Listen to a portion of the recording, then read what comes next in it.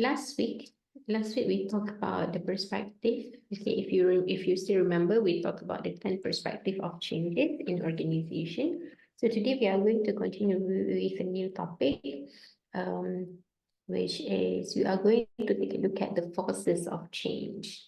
Right, the forces of change, meaning that why change happen, and then what are the internal and external forces that that can lead to the changes in organization. All right.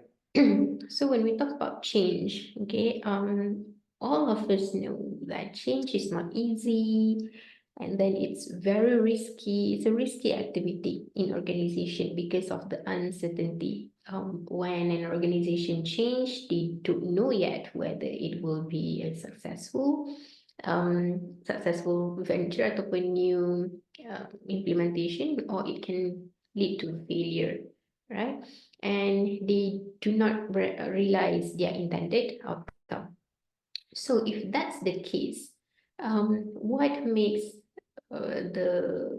organization, what makes company wants to change? Because is it worth it to take the risk?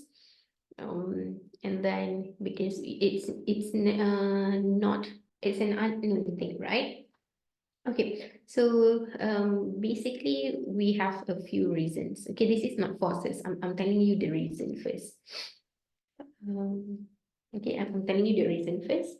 So the first thing is we take a look at from the economic perspective. Okay, changes happens because it is as easy as the firm need to compete, right? It is very competitive from economic perspective. It's very competitive. So whether companies like it or not, they have to compete, right, in order for them to control their firm survival. Okay, and then so let's say if they don't do this, all right, if they don't embark into changes, there might be a possibility where maybe it does not satisfy their shareholders, right? When shareholders is not satisfied, then they might be investing somewhere else. They might be moving their capital to another company, another organization, right? And it can as well as they have the influence, they have the power to make changes in the top management or on the leadership of the organization. So basically, from economic perspective, it's simply firm need to survive, need to be profitability, need to run for a long term, and then when the company has when the company has a lot of profit, so it can increase the share price, and then your shareholders will be satisfied lah. Okay, and then another thing is because simply to adopt with the environment. We have learned last week about the perspective. If you remember, there are several perspectives where we take a look at the situation, the environment. Okay, so similar like today, the reason why company need changes is because to adapt with the environment. Okay, it's simply because they have to stay relevant, and then they have to practice whatever is being practiced out there. They have to be what do we call it? Stay relevant, and then up to date with the current environment. And things are changed over time. Okay, we are going to take a look at later what are the forces that drives these changes. Okay? And then and sometimes it's because of the internal need, which is the company need to change because to increase the capacity to acquire more resources, and then to expand their business. That is what we call as like a internal pressure lah. Okay, internal pressure. And then based on other demands as well. All right. So with all these changes, with all this reason to change, there are few forces. Okay, there are few forces. The two category, the main two category is internal forces and external forces. All right. So for external pressures, for example, like what some of the example that I can give to you is like I mentioned just now is the economic condition, atau whether it's a global ataupun domestic, both lah. Okay, any domestic, sorry, any economic situation. And then another thing is technological. Okay, so if you still remember that, basically it's like this last sekejap. So it can be due to the uh, if you are familiar with this, right? I always use this when identifying things. So this is P for political, economic, economic, so social.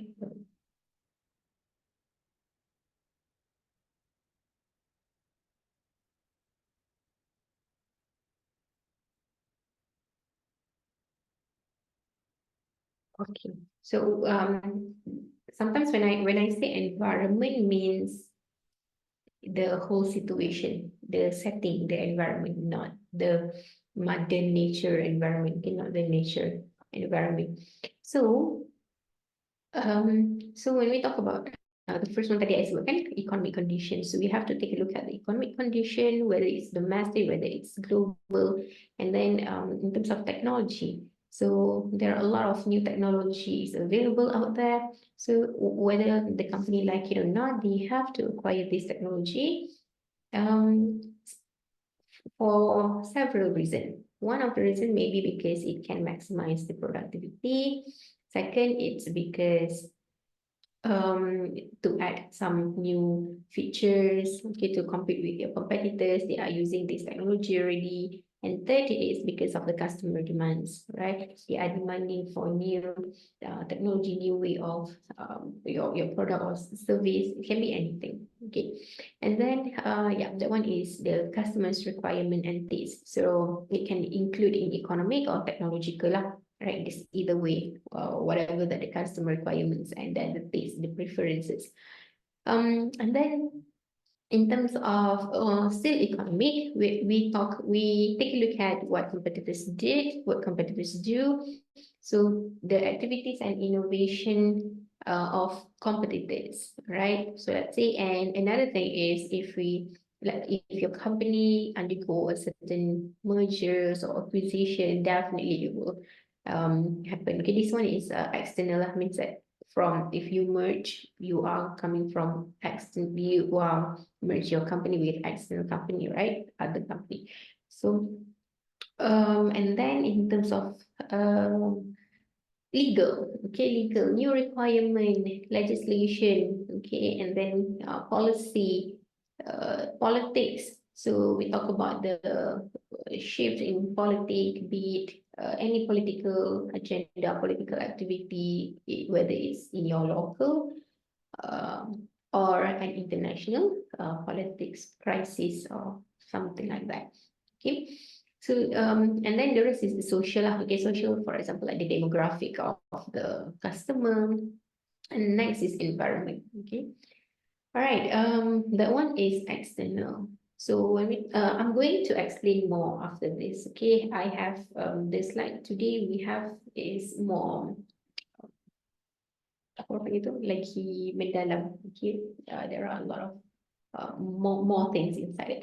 Okay, kalau internal pressure pula. So for example, like organization change, it can include if we, let's say our employee, we notice that our employee is low on morale, there is no motivation, maybe our management style doesn't work anymore, or maybe maybe it's simply because we are not giving rewards, okay, and then yeah, just because of that, what to take care of the employee motivation, and then we notice that maybe we have a lot of turnover, okay, staff left even the best one left. So there must be something wrong. So we have to take a look at where are the root cause of this problem, and then we make changes. Okay. Another thing is internal pressure is change of management. All right, maybe you hire new people, and then they have different styles, they have different visions. So this is one of the internal reason why we change as well. The new management or new leader or new influence power people that we recently hired. And then next is in terms of to maximize ataupun to improve the knowledge.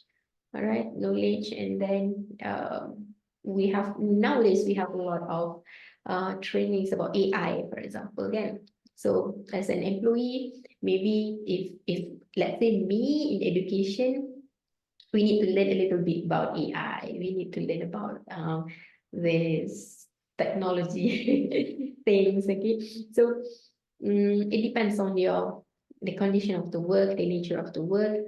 Maybe some of the thing is new, and then it requires your employees to learn about it. Okay, and it requires the company to learn about it or to venture into it. So that is another thing, like in terms of knowledge. Yeah.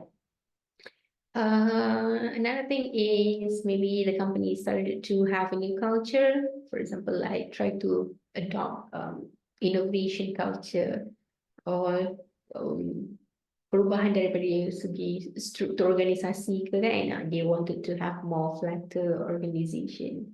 It can be anything, okay, internal. So let's take a look at that is only permulaan in production. Okay.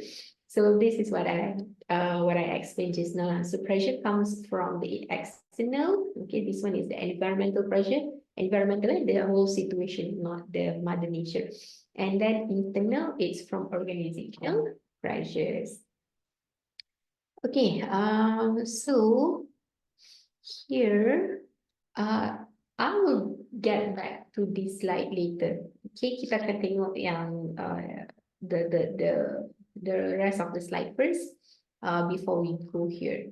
Okay, so but I'm just gonna tell you that here are the list of the external pressures. If you take a look at here, so for external pressures we have 6 types or 6 kinds of pressures lah, demand. Panggil pressure tu macam pressure lah. Demands of factors. Okay, simply demand of factors, which are fashion, mandated, geopolitical, market decline, hyper competition, and reputation and credibility. Okay, so that one is external factors, external pressures. And then for internal pressures, we have growth, integration and collaboration, identity, new broom, and power and political, which I have mentioned some of it just now. Okay, I will go back to here later. So let's take a look at the explanation first. Okay, this one is the summary. Okay, so just to start, what is an organization? So I think everyone knows. For me, if organization, I would like it to be defined with several keywords. So when we talk about organization, they must have 2 or more people, right? The first thing is it involves a group of people, and then what these people do is to achieve a certain aims, goals, objective. Right, so this is what they do, and it must be shared. Okay, shared objective, shared aims. So that makes what an organization, a group of people, they are working together to achieve some shared goal or shared aims and so on. Okay. This one, collective goals. Here we are talking about collective goals. So, why organization change? Okay, the first one is environmental pressure for change. It often occurs when organization resources base decrease as a result of reduced demand for products and sale. Okay, it can be in terms of market share or any bad investment decision. So if company notice that something has to be done because they notice that from, let's say, from market share, sekejap Okay. They can see from the market share ataupun the demand in the market, it's been declining. So they have to make changes somewhere, right? And then turn around the negative cash flow and avoid bankruptcy. So later, during this class, I'm going to share some of the what some of the examples, okay, some of the example of company that went bankruptcy because they failed to adapt to change. Okay. So this is what we call as external pressures lah. One of the external pressures is because the market decline. Okay, this is based on the environment. So if internal pressures or means that inside, okay, from internal, from within the organization, is related, like what I've mentioned, you see that a lot of turnover. So, or you see that your competitors has been doing so well, but your company, you assess your strength, your weaknesses of your company, and you still don't have most of the thing that they have. So you need to grow. You realize that, okay, I need to grow, not because of the competitors, but because of your organization yourself. So this is what we call as organization growth. Can be in terms of anything, okay? And then you, let's say if you as a leader ataupun if you as an employee, you might identify as well, okay, from the company that you work with now, maybe there are some areas for them to grow. Maybe there are some area that they have to look into, right? They need to improve dekat mana-mana. Okay. And then the pressure related to the need for integration and collaboration. So this is what has been promoted nowadays, right? We heard about the corporate governance, and then we heard about the public service governance, yeah. Okay, new public governance, sorry. So even in the public sector as well, they are trying to encourage collaboration. So this is another thing lah. And then identity, okay, identity in the new era. Maybe we cannot stop be whoever that we are previously. So we have to adapt with this new identity. New broom pressures, okay, associated with the appointment of new CEOs and power and political pressure. So these are known as internal pressures. Okay, so let's take a look at the 6 types of environmental pressures for change. Like I've mentioned to you, fashion, mandated, geopolitical, market decline, hyper competition, and reputation and credibility. Okay, so the first one is fashion pressures. So let's talk a little bit lah. Macam boring kan dengar I membebel sorang-sorang. Okay, so let's talk a little bit. What do you understand about fashion? Siapa? It can be anyone. It can be you can chat here. You can. What do you understand about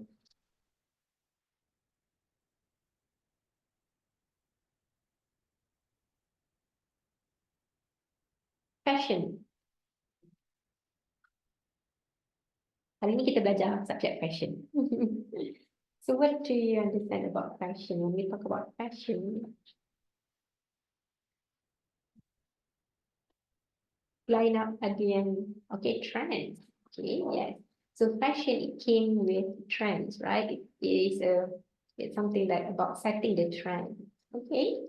Is there anything else? Market flow, new style of management, the way organization looks. Okay. So fashion is about looks, correct? So exactly, right? It's right. So when we talk about fashion pressures, it means that organization change because of they try to follow the trend, they try to take a look at the trends that is happening. When we talk about fashion, is someone dress, for example, in general, someone dress in a certain way, in a particular way, and then when a lot of people started to do that, it became a fashion. It became something that is that people do, okay, that people refer to, and then it has some of. And then, kalau in general fashion kita ada, sorry macam kalau girl kan, kalau a woman, we have a lot of different fashions, street style, the clean girl aesthetic, ni semua tahu lah kan, all the girls, and then we have corporate girlies and so on. So all of this fashion, it's quite similar with organization as well. So organization fashion, meaning that, management fashions means that something that, trends that other companies doing that. That's why we have a lot of theory about leadership styles, and then we can see that sekarang ni, okay, for now, every company, every management, everyone is talking about sustainability. So that is the fashion nowadays in management or fashion in business. Okay, business fashion ataupun kita panggil sebagai management fad. Right, this one, management fad. Yes, new creation. So because of this new management, right? Because the trends that set by the management. But do you think that this is only set by management? This sebenarnya ada key player. Okay, key player ataupun kita panggil sebagai fashion setter. Right, fashion setter in in business lah. Kalau misalnya dekat luar kita tahu lah kan, we have influencer, right? I'm sure that young generation, young and old lah, sama lah. You have your own influencer. Okay, I remember my mom's story when she was young.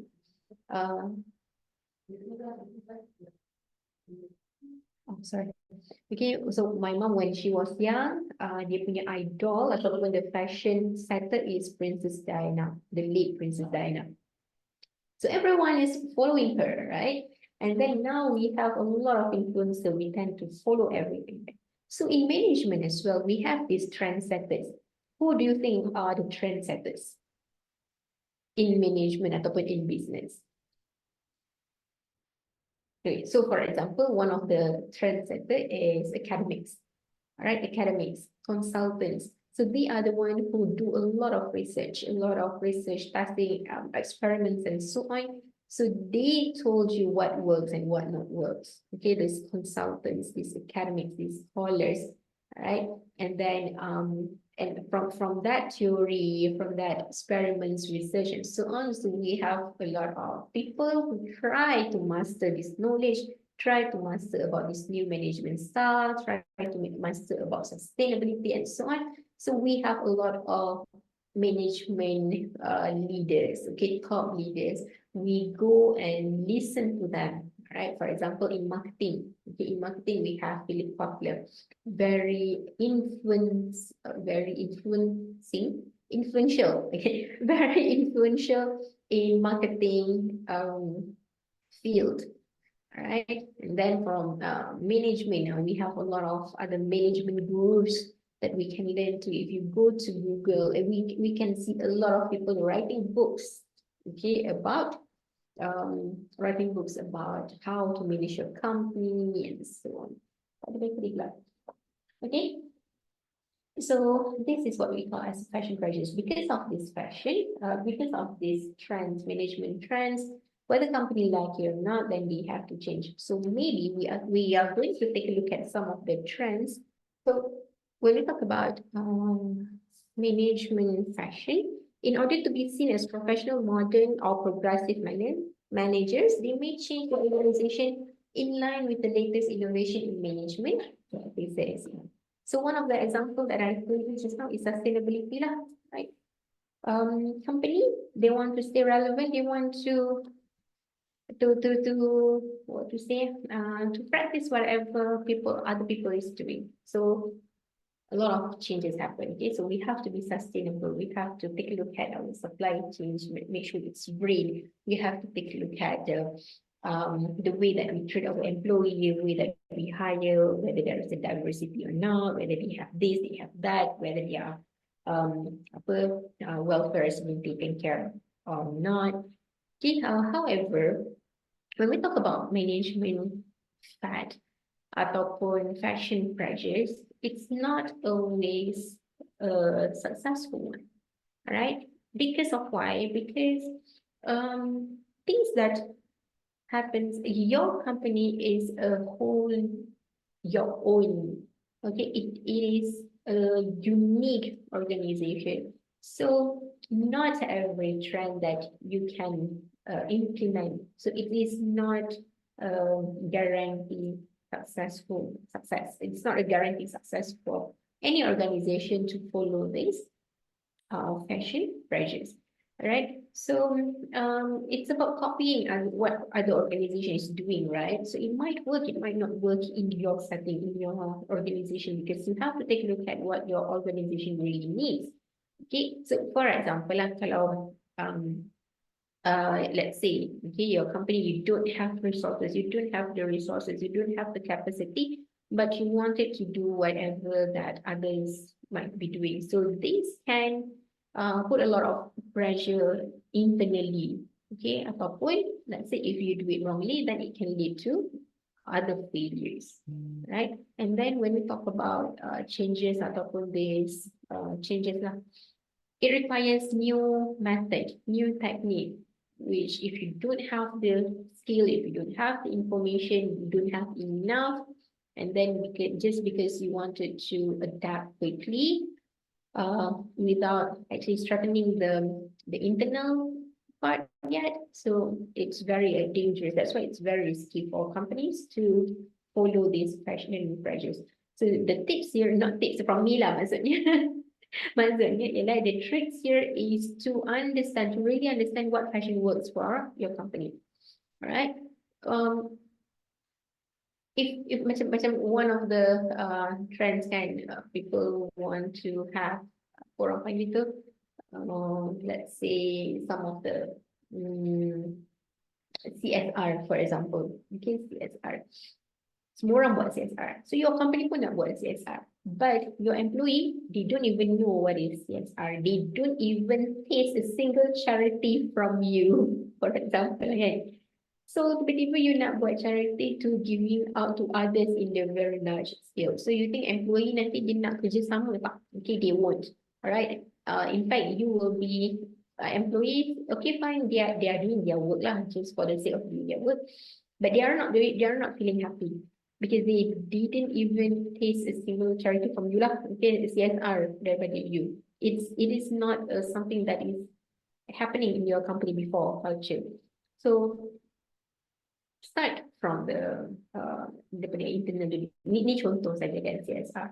So in order for your company to start CSR, okay, educate first your employees. We are doing this these days. Okay, create a culture. It doesn't have to be involve money pun selalunya kan.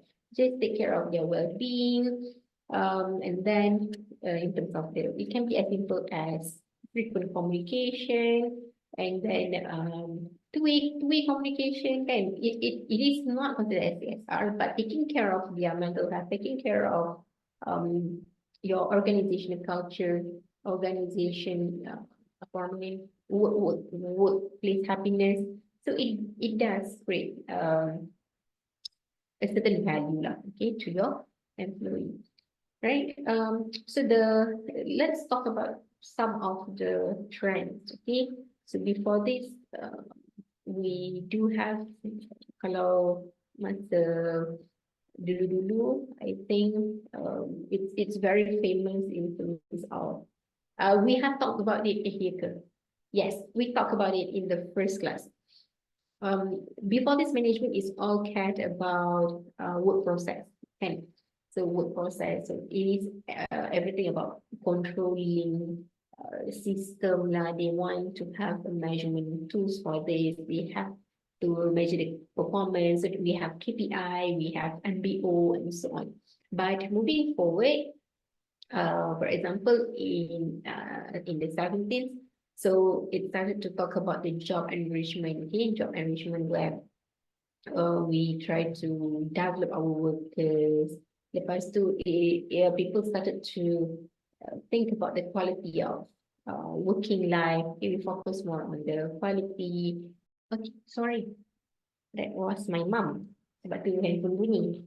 Kalau tidak, I dah silent. Okay, so we were talking about management facts, right? So fashion. And then about the quality, okay, TQM. So a lot of companies were started to get involved and learn about the TQM, total quality management. And then we have the blooming of this apa orang panggil tu international standards organization and ISO and so on. So that's the question. And it became after that, it became after compulsory lah. Okay. And then in 20s, in 2000s, management started to talk about apa tu more lah, okay, more about the employee engagement, employee commitment.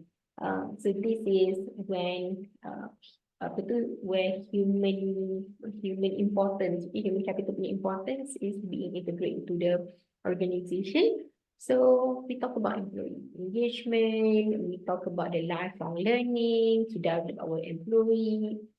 So until now lah, until now we talk about, and another thing now is everything is we talk about big data, we talk about AI, we talk about technology. Then and before this, in the 70s, in the 80s, maybe it's not really an important thing, okay? But now, you punya company mesti kena ada some kind of digitalization. Kalau if your company is a manufacturing company, mesti kena, apa tu, a retail in the retail industry.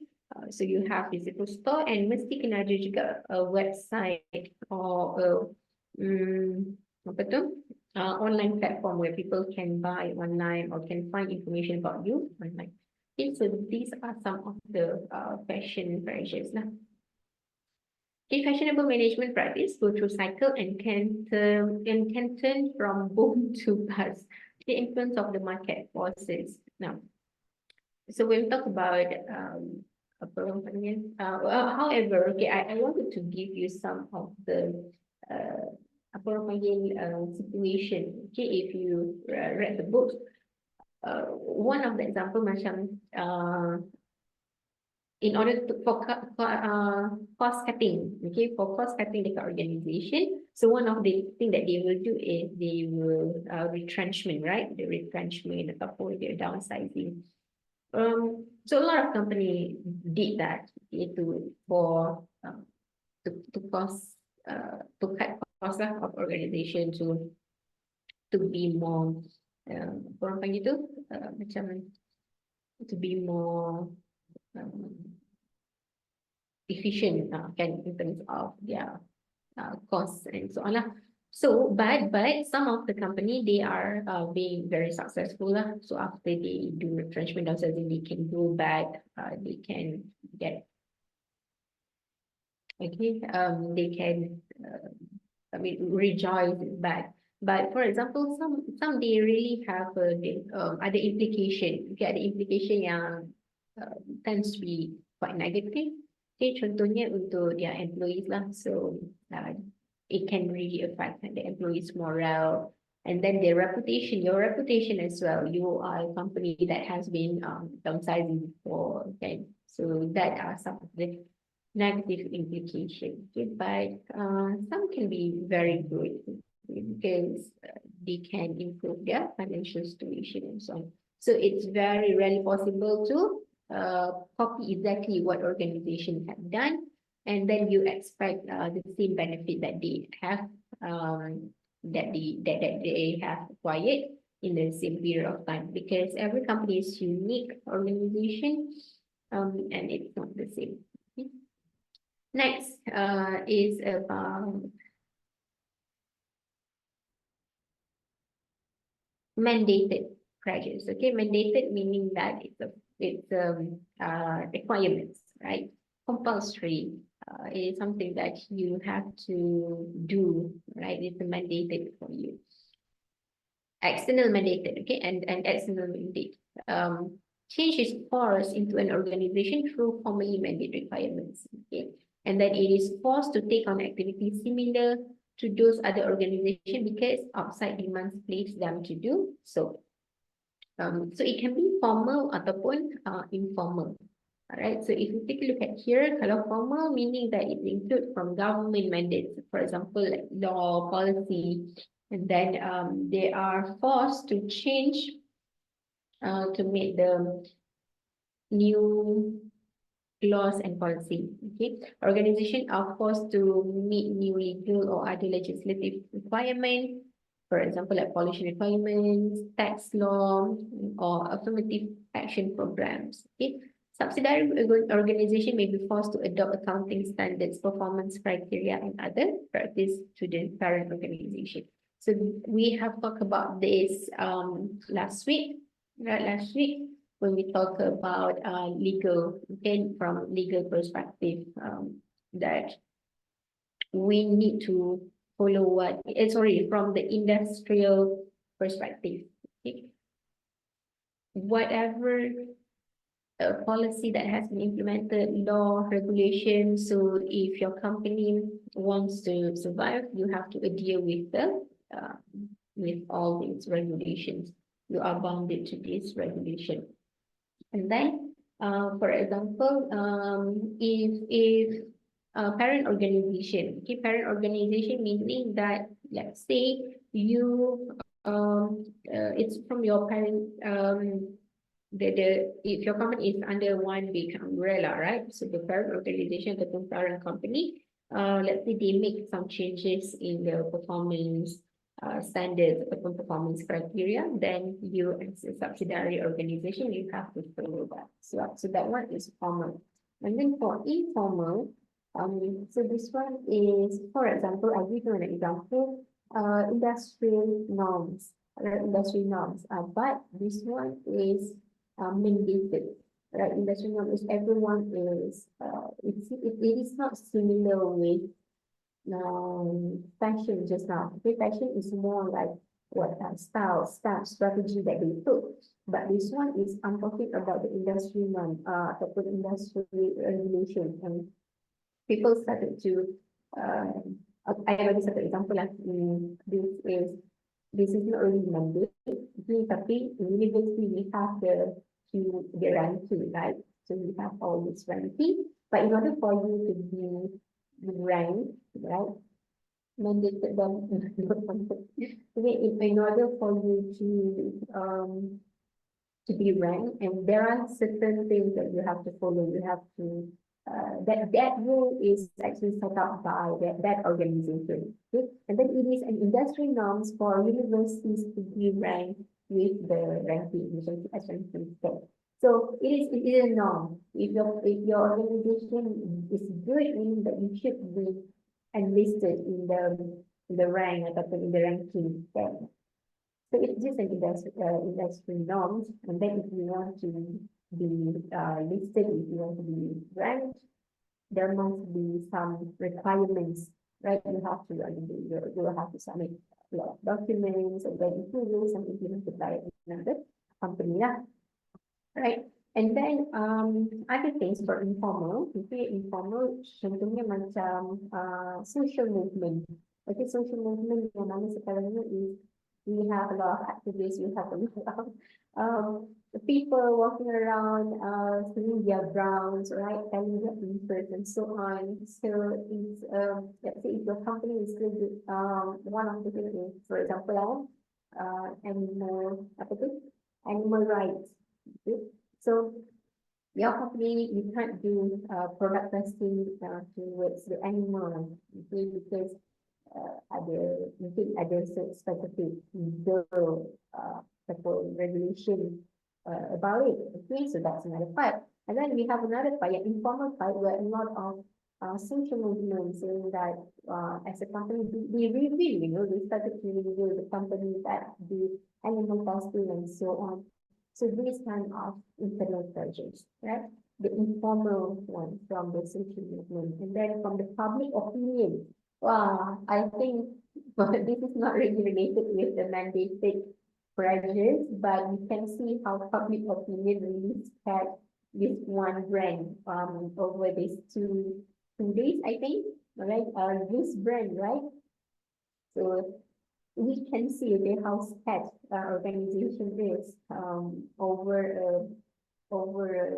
mishap ataupun when the kesalahan yang dekat dalam press release, and then their business activity as well. You can see that people are talking about it. public opinion. Okay, public opinion. Mm, so if you ask my opinion about the issue, I think it shouldn't be an issue because from the first press release they should have solved it according to carefully, right? Because this is a serious issue. This is you have to be very sensitive. Right, when you actually keep the wording and so on. And now when you apologize, it seems like it's a half big apology. All right, and then yeah, just like sorry, don't boycott this kind of thing. I really because public opinion is very strong. The one voice might not be doing anything, but collective voices is really something. Okay, so that is my liquid pressure. Next is geopolitical pressure. So for geopolitical pressure, I rasa I baru cakap 5 minit, but when I take a look at the clock, it's already 9:20. I wonder how people, I wonder how you yang dengar kan, yang dengar rasa macam dah 2 jam dah I cakap, but I just felt like I talked for 5 to 10 minutes only. Okay, so for geopolitical means that there are some of the changes in the geographical alignments. It can be geographic alignments ataupun it can be only crisis. Okay, so we have let's say when we talk about geopolitics, right? It can be any crisis, for example, like natural disaster. Okay, natural disaster based on the geographic location. Yeah. And then we talked about the shift in political alliances. Okay, the shift in political alliances, and then we talked about the change of the economic centers. Okay, the change of economic centers. So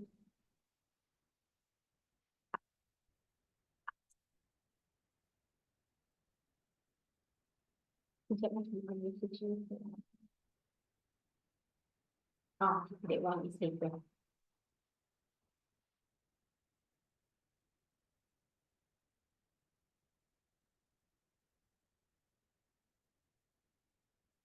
Okay, so the 3 minit tadi kan I cakap it can be lah. Some of the example is for example like natural disaster that can really impact as well your business. And then the change ataupun the shift in political alliances. So for example like this is more I think not politics. Okay, can be like okay, European Union, for example. Okay, the European Union.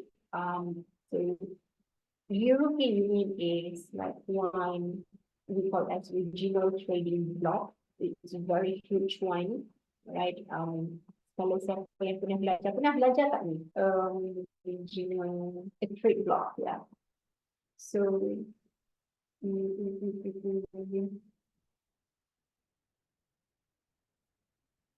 it has several levels. Kita ada yang ramai macam ni. It's something like this trading block.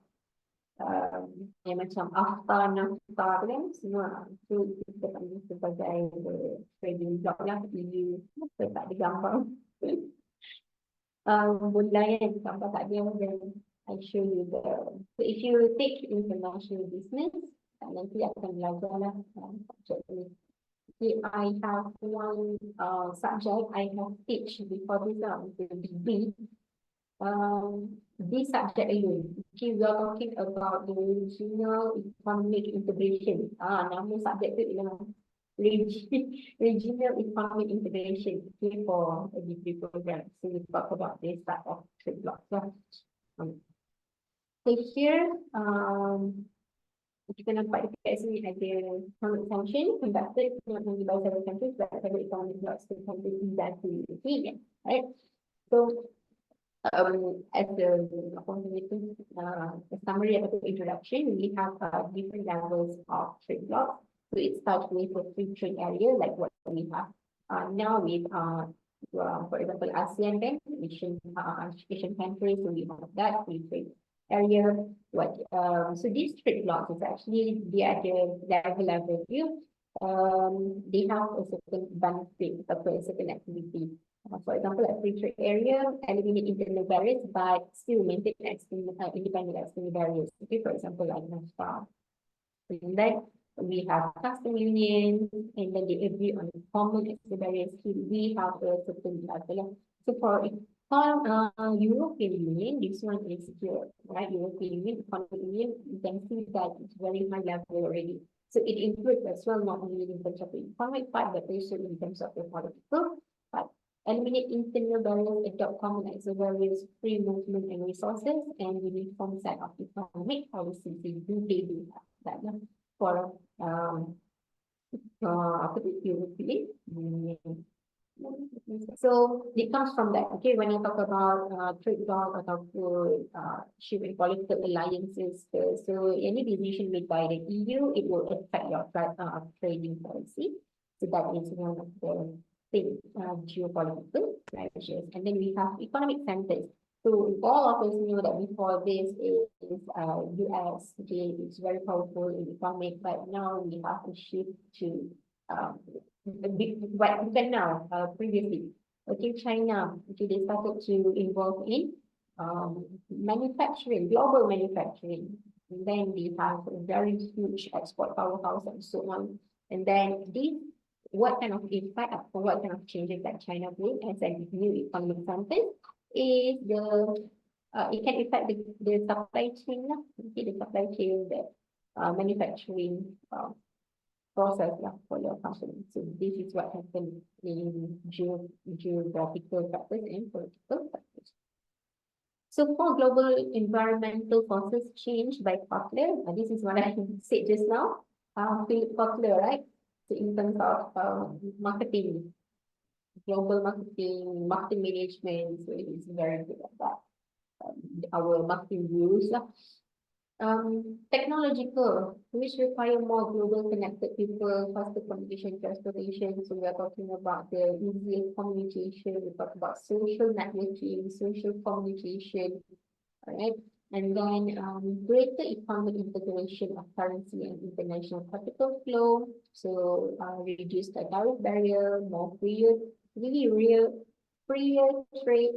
Okay, and then maturation and slowdown of domestic market, leading to greater emphasis on export and deregulation. So businesses expanding their business to abroad. Okay, once the market matured in the domestic market, so they try to move abroad. They try to expand the company. Okay.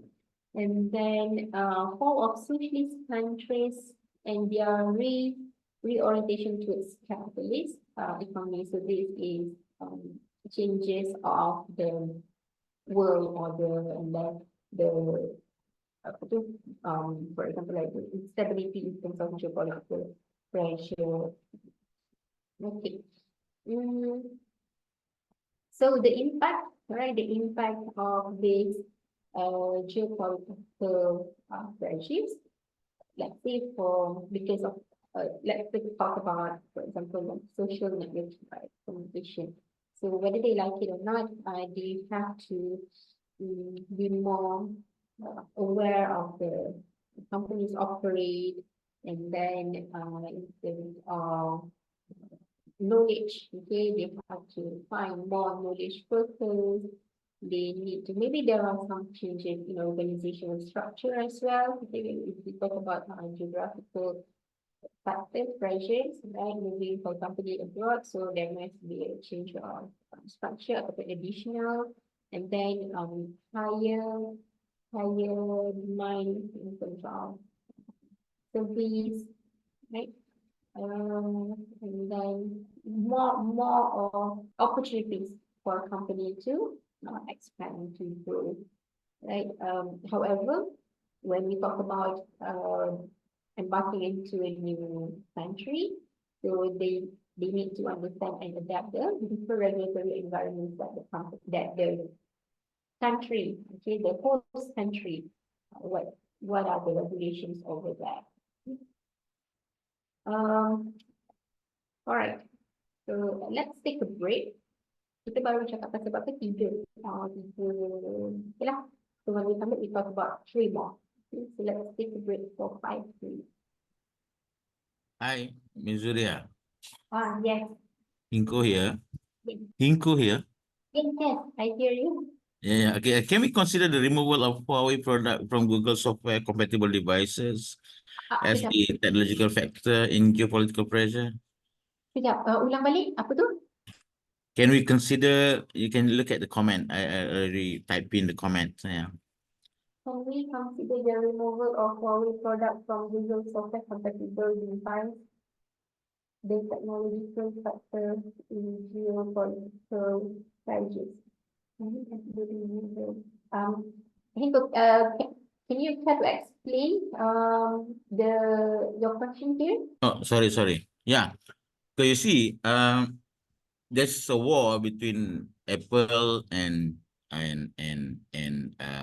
Huawei, right? Okay. American products and China products, things like that. So when they impose that, all Google software cannot run on Huawei devices. Correct. Now, Huawei is under a lot of pressure to sell their products because most users in the world are using Google platform, right? So is that one of the, technological, geopolitical pressure that we can consider?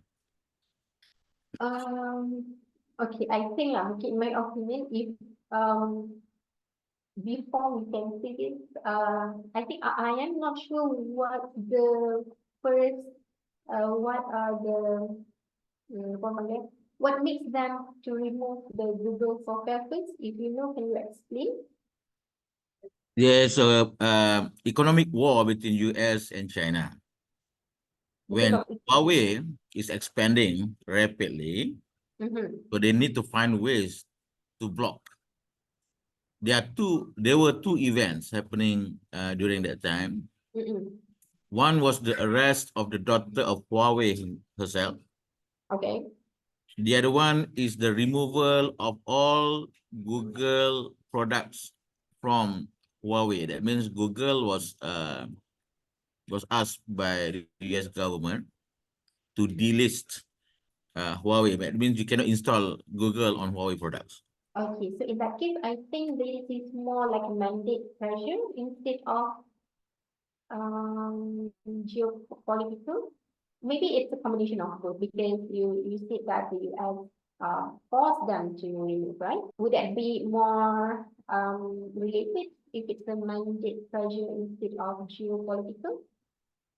It will be mandated on Google, but between countries, I think it's more geopolitical. I don't know. Yeah, okay. Between countries, we can see that some of the yeah, okay, it's a very dynamic things, right? For the country between the Huawei and China, right? China and US, you can see some of the tension over that. And then let's say if it's like a mandated, it involves rules and regulations, so it is a mandate pressure into change. Are they still doing that? Because I'm sorry, I'm not using Huawei, and I know that they did this. So until now, okay, they don't have any Google product. They don't have the Play Store, right? Yeah, we still have that. We still have that. Oh, they still have that in the phone. They still don't have that in their phone, Huawei. Yeah. So what about their operating system? Are they using Android or Huawei has their own operating system, Huawei operating system. what is it called? The I don't know. It's Huawei operating system, I think. okay. Yeah, yeah. I know that they don't have because I remember when I want to purchase a phone for my parents, they say that Huawei phone is okay lah, quite convenient. It's a but they say that but you have to really think about it because they don't have Android like other Android phones. So like Vivo, Samsung, Oppo. So yeah, that's the reason. And I think here is a very challenging for Huawei because they have their own operating system and then they are not using the everybody what everybody has. So they need to come up with a feature ataupun features that can really sell. And But luckily, China, huh? luckily China has 1.2 billion population.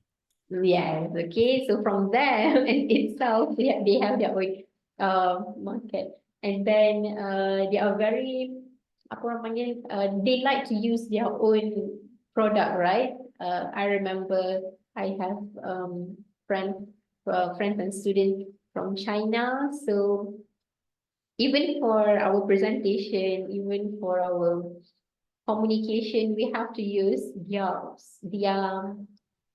website, their software. Google Meet memang tak ada. They don't have Google Meet over there. Yeah, So correct. yeah, I use Woof, Woof, Woof if I'm not mistaken. Okay, when try to converse with them, for it's something like Zoom, but it's Woof, and another thing is I can't remember another one. Okay, a platform. So let's continue. The next one is market decline pressures. Okay, so market decline pressures is for product and service-based organizations under pressure to remain relevant. When current market that the organization operate begin to decline, there is a pressure to find newer and more viable markets. So this is, I think that we can see a lot of shifted in market, a lot of shifted in consumer preference, and then things that is available to us as well. Okay. So instead of me explaining, but fahamkan market decline maksudnya that the market is no longer there is no demand anymore, and then the product or the service is no longer relevant. Maybe because it can be of a lot of factors, can be consumer preference factors, can be because of the technological advancement, competition, kan? So ataupun maybe we change in regulatory environments ke apa ke. So these are some of the factors like that can impact market declines. Okay, so for example, maybe how can impact, okay, how can it impact an organization change? So they have to take measures on cost cutting lah. Okay, so let's say when their revenue, when the profit decrease, so organization they need to find a way to reduce cost to maintain profitability. So for example, like Alpha mentioned just now, retrenchment, layoffs, okay, try to reduce the operational expenses, maybe closing some of the departments at the unit, restructuring, right, to streamline the workforce settings. And another thing is because let's say, because you are a company who manufacture these water bottles, for example. I thought you can buy what these water bottles. So let's say this is no longer what consumer prefer. Now they like this is like a very basic tumbler, water bottle, and now consumer wants an automatic stirring lah, automatic boleh keluar air sendiri tak isi lah, whatever lah kan. We never know in future what kind of to make the customer preference exactly. Okay, so and so that if let's say whatever that you produce is no longer needed, no longer demanded, so one of the impact that company can do is the diversification of product and service. It can be with a similar nature of business, but it can be a new businesses, okay, a new exit strategy, okay, new product lines ataupun entering a new market completely, right? Things like that. Diversification of product and service. Next is because of the market decline, and maybe innovation lah, okay, innovation and technological adoptions we do. Is boycott consider market decline? Okay. We can see some of the demand has been reduced because of the boycotting, right? Yeah, okay. I think in some way it is. Okay, market bukan market decline lah basically, because this is the way, this is more, I think in my opinion this is more about identity pressure. Okay, identity pressure where the company is with who they alliance with, who they are supporting. So this is more about the reputation and image, and it led to the reduce in demand. Okay, I'm not saying that the market decline for, because this is not a certain product, right? Market decline, I'm talking about a product itself. Kalau kita nak cakap pasal boycott, people still buy, but they are looking for substitute. Bukannya market decline. Okay. Reduce in demand for a certain brand, for a certain product by a certain company, yes. Okay. Demand decline for their product, their brand. Okay. Tadi kat mana tadi ya cakap? Yeah. So for market decline, right? And then for technological adoption. So what the impact is, companies started to invest more, okay, in new technology for AI. Okay, so let's do a little bit of thinking. we have several. I think I had about note one. I forgot to see. Oh, okay, yeah, I have my notes over here.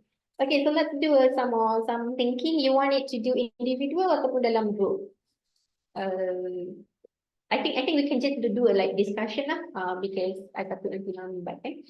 All right, so I hope that you understand about market decline. So let's take a look at ataupun let's recap ataupun let's discuss what are the things, what are the products that you can see.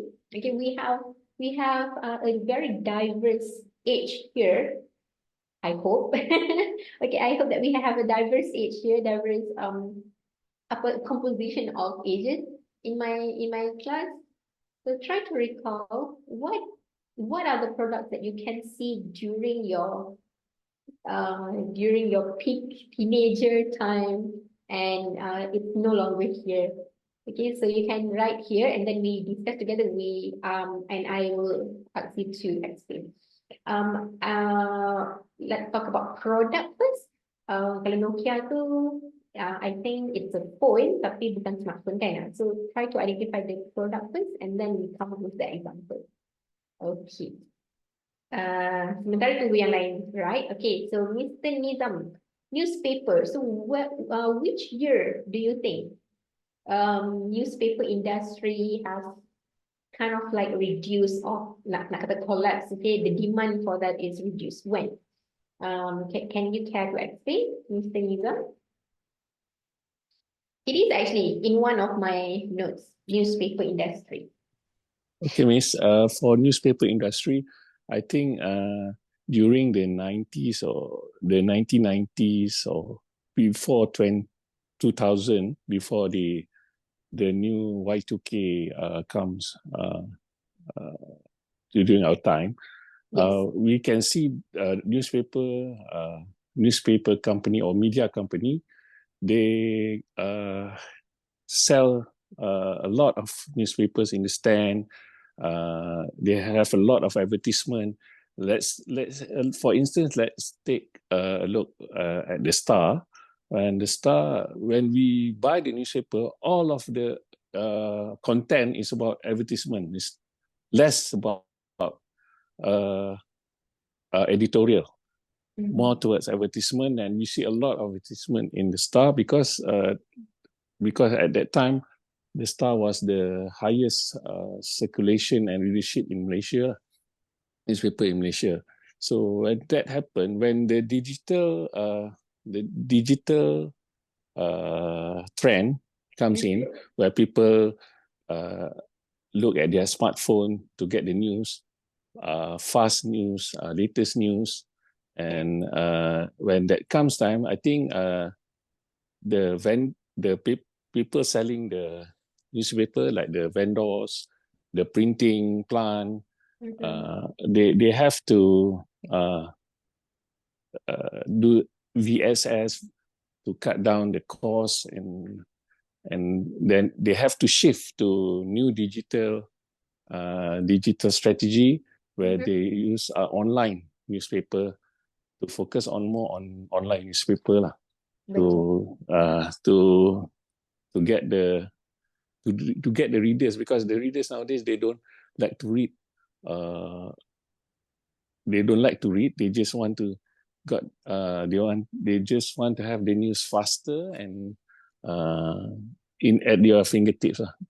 Betul. Okay, so yeah, okay, the decline of the newspaper industry, it happens, I can see that your time is right, late 1990s, and then started from like 2008, it kind of like when very decline in terms of demand. We can see, like, for example, here in Malaysia, we have Utusan closed down already. And then we can see previously a lot of newspaper, printed advertisement, magazines, okay, not only just newspaper, but also of printed magazines. Okay, so when I was young, I remember in 2000s, I like to read. Okay, I like to read both educational material and non-educational material. So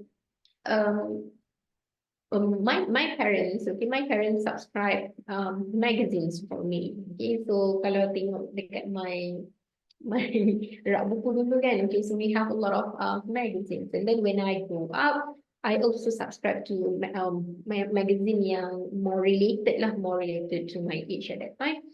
But now we don't have that anymore. Okay, the printed material, the printed newspaper, very limited now. Okay, and everything. Where do we find news? Online and digital, and then advertisement as well. We can find people. I remember there was a time dekat dalam newspaper tu ada everything.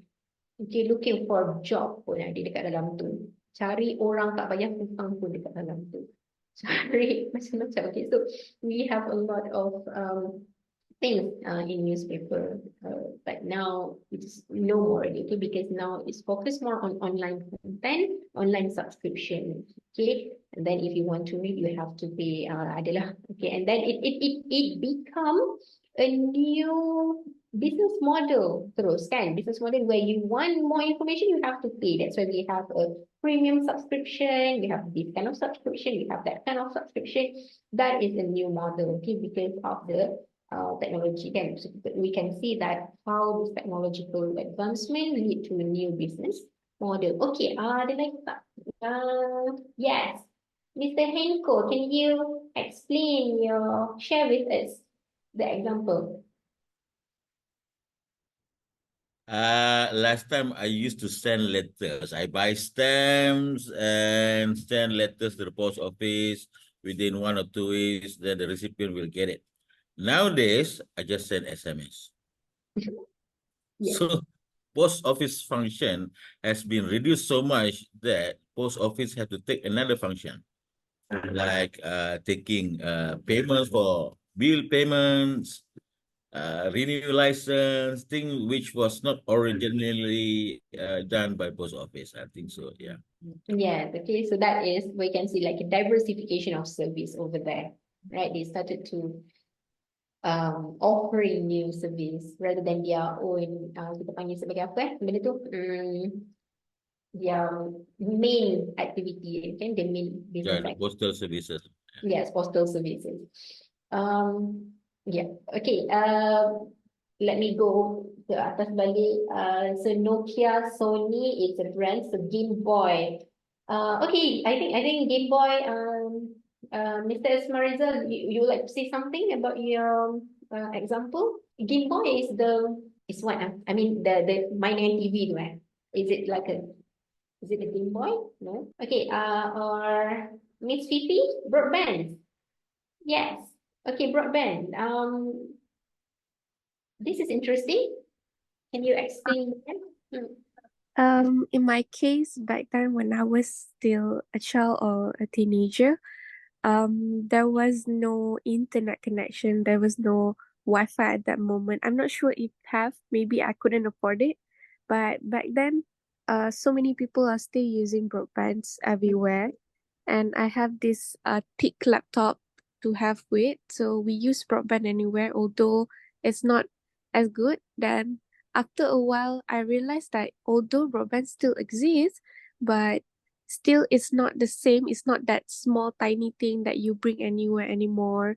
And since we have Wi-Fi, we have hotspots, so we use that one much more than we use broadband. So nowadays I don't see people using broadbands anymore, except the one that we have at home, like Wi-Fi lah. Yeah.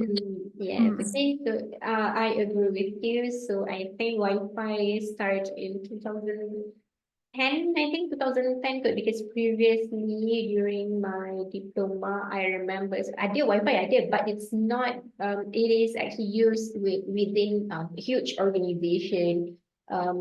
Not, I don't think that it's very common for every household to have their own Wi-Fi. Okay, their own, and we do have the cable, right? Before this, apa tu kita panggil sebagai the local area network. You have to plug and then you have to dial in yang right, whatsoever. Okay, so it's not very common for household to have their own Wi-Fi. And then I think after like 2010, 2011, so and we do use broadband. For example, if we go out from the house, we just insert a SIM card over there, and then we have to pay like data, and I used to have that as well, okay, broadband. Yeah, it really brings memories. Okay, yes. Other things. Okay, Public phones. Huh? Public phones. Public phones. Okay, so yeah, we can see that it has been a place for vandalism activity nowadays, and ataupun memang dah dirobohkan kan? Yes, public phones. All right, so some of the changes. Okay, so we have to talk about before this. Ada lagi tak? Ada lagi tak yang I think this is a very nostalgic moment for me. The decline of the rental video. Okay, so I think you must be there. Okay, the video rental industry, we do have, right, kedai untuk sewa video, or if it's not a video pun, we do have people selling VCD. Can there's VCD had keluar. I remember when I was young, my parents used to pergi Speedy yang nama kedai tu, to find a lot of CD lah, VCD lah, DVD lah, okay? So Speedy used to rent, yeah, Speedy. So and now, okay, no more already, right? But that is, for example, okay, Blockbuster, di kita dekat. Yes, bring back the old memories. I have this like a very huge drawers of movies. So I'm sorry. So if we want to take a look at the example, right? For example, like in overseas, we have this major video rental chain, which is called as Blockbuster. They went bankrupt, okay, because they couldn't they couldn't adapt with the technology, okay. But take a look at one company that has been excelled even though that they are in the same industry, which is Netflix. Okay, so Netflix, they started as a video rental store as well. Okay, a video rental, and then when they realized that, oh, okay, people stop renting video, they purchase their own DVD. What if we come up with a platform ataupun a service where people can stream. Only you have to pay, and then all the movies are there, getting the copyright, whatever lah. Okay, the business model of Netflix, and we can see that how Netflix take advantage of that. Okay, and then now it became, if I'm not mistaken, the almost maybe around the 20th in ranking about the streaming service in the world. Okay, yeah, the cassette as well. Okay, the cassette. I pergi mana hari tu? I went to Cheras. Is it Cheras? Yeah, it's Cheras if I'm not mistaken. So we went to the thrift shop. I can see a lot of cassettes. I can see a lot of DVD. And then I see the videotape. So I get excited. I share it with my friends. And then they say that you even have the player. I cakap, I excited bukan sebab I nak beli. I just show that this all brings memories. Okay, the videotape, the DVD. We used to have like that in my family, and then that is, I think, one of the and then another thing is the film industry, not film camera. Okay, the film camera. I'm sure that you know what is Kodak, right? Maybe that's something. Yeah. Just wondering why less people are using Yahoo now. Exactly. Okay, and if I'm not mistaken, I have received from Yahoo as well that they are terminated. No, that one is Yahoo groups. They used to have Yahoo groups. It's like a social networking like what we have now, but that one is very early at that year. They have Yahoo groups for you to share interests, just like a Facebook groups, Facebook pages. All right. And they have closed it down. Okay, Yahoo Messenger is one of them. I think simply because Google is dominating it, right? People are still using it, but less frequently than Google. Google is dominated, and people, when we want to find information, they will say that Google it. It became a verb instead of Yahoo it. But I can hear in overseas they call it like Bing it. Okay, so they have Bing. And MSN, that's even sadder. Okay, before Yahoo, we do have MSN. But if I'm not mistaken, like last 2-3 years, MSN is making a comeback when people are starting to talk about them because they have like a very interactive apps, right, about their AI and so on. So MSN is, if they are good, then they can make a comeback lah. Okay, MSN, because if you take a look at MSN, they have a lot of features. It's just like Gmail, it's just like Google now, but I don't think that they can compete with it. If kita buka Google dekat sini, you can see how much things that they offer. Okay, Google Marketplace. Tapi kita pun tak, we should use all of this. We should take advantage of all these things, right? This is not what I'm searching for. Tapi mana this one lah. Okay. They have banyak benda. Okay. Dah pukul 10. Let's continue. Okay, let's continue about other things. But I think it kind of like explain other pressures as well. For example, like hyper competition. So we do talk about it because of the rapid change in business, right? New hyper competition pressures for change may not be always easy to anticipate. Exactly. Because of the resources, because of the capacity, like not every company have the same one. So how actually hyper competition can lead to organization change is again in terms of the continuous improvement, in terms of innovation, to try to stay ahead of this hyper competitive market, they need to innovate.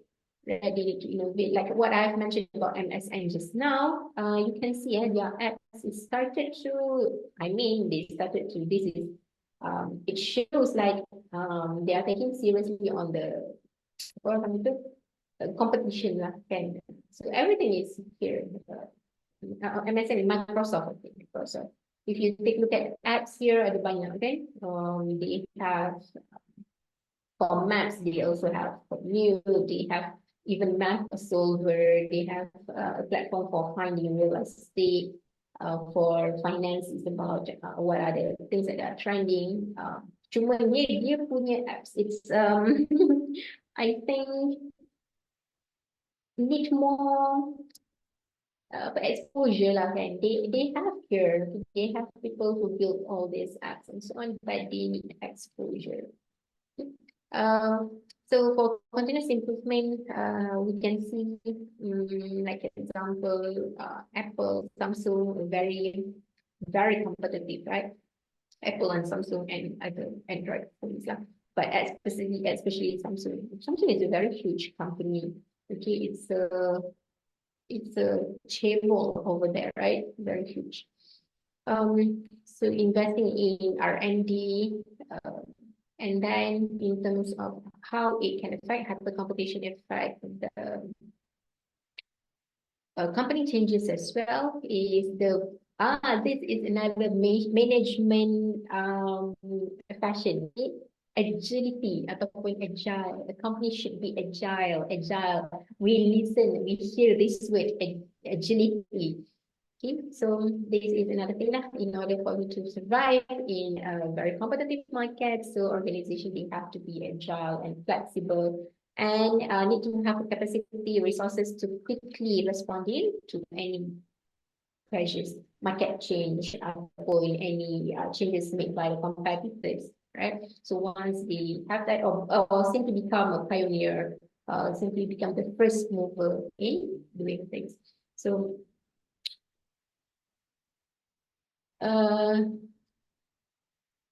okay, and then okay, another thing here that can be changed, that has been changed, is the way that consumer preference, right? Consumer nowadays, they like the I'm not sure whether you are agree with me or not, right?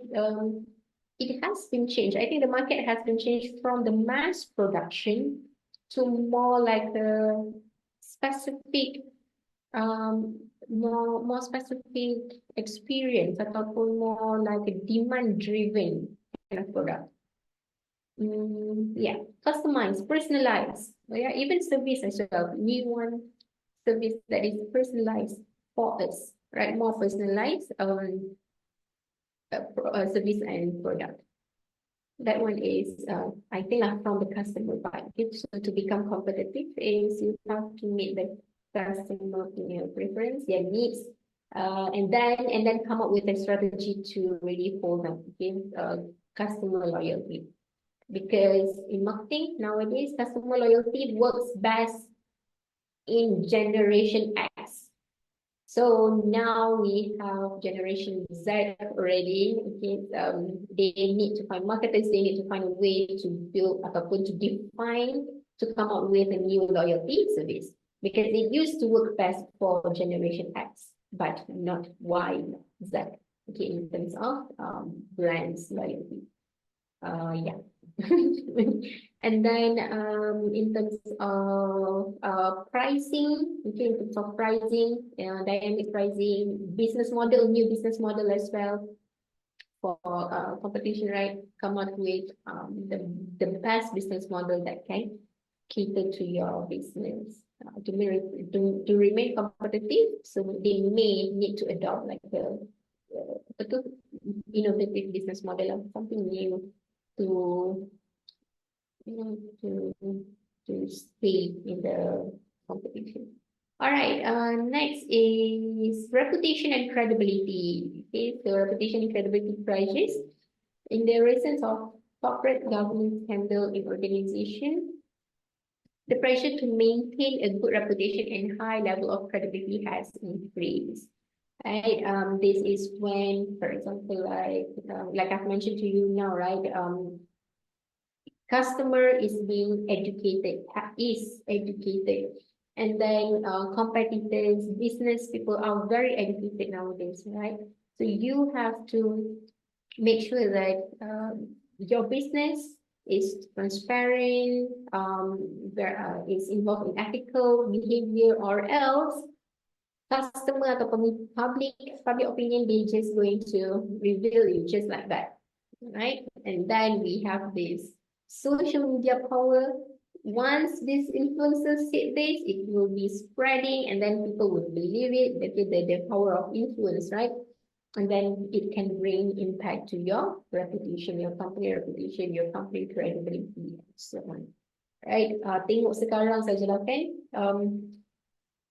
It's very companies are under under public microscope, public scrutiny, not to do any mistake. Okay, they have to take a look at dengan siapa they make businesses. Okay, who are the supplier? Who are their apa namanya itu collaborators, partners, and so on. I remember one time reading people siap korek dia punya investor. Okay, so that until that extent, okay, companies nowadays, if you make a mistake or whatever, people will correct until who are your investor. This investor is friends with this and that.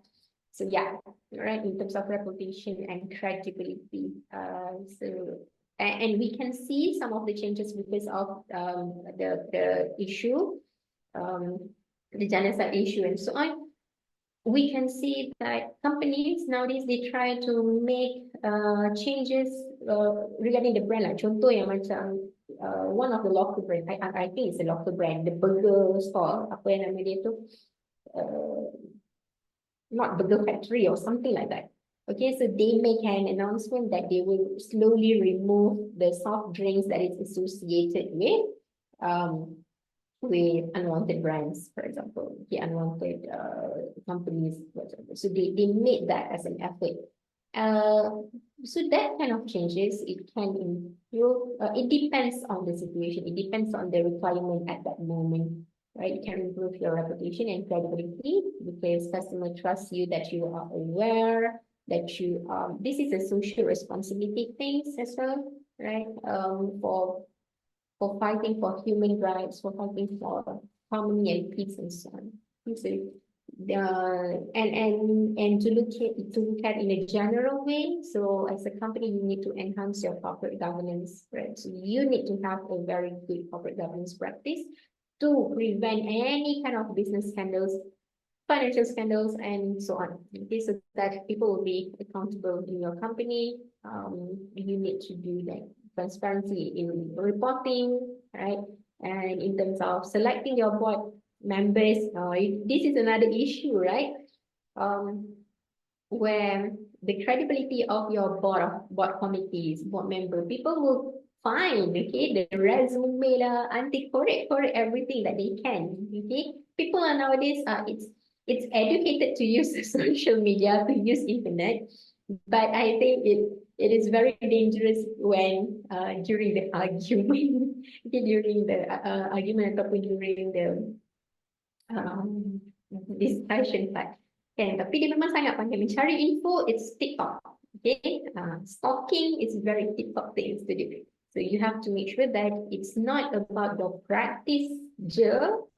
It needs to start with during the hiring process and who are there in your top management, because people will take a look at that, who you hire, make sure that he or she has credibility too. Yes, stalker dekat LinkedIn. Exactly. Okay, baru tahu you SPM je dah gaduh, okay? Very, people are fighting everywhere. Okay, so be careful of what you consume. Okay, just important thing that you kenapa I really berusaha ke sini? Okay, just focus on the things that you can control, things that you can be beyond your control. Just let it go. Okay, it does not really give money to you. Okay, that fits you, then just let it go. And then transparency and disclosure. Okay, so make sure that after this you can go to internal, and then after that apa lagi, your ethical leadership. So this is more about when we talk about reputation and image, credibility is all about ethical, okay, ethical practices, ethical leadership, the way that one of the strategy that you can do is involve more in social responsibility programs, right? For example, like CSR.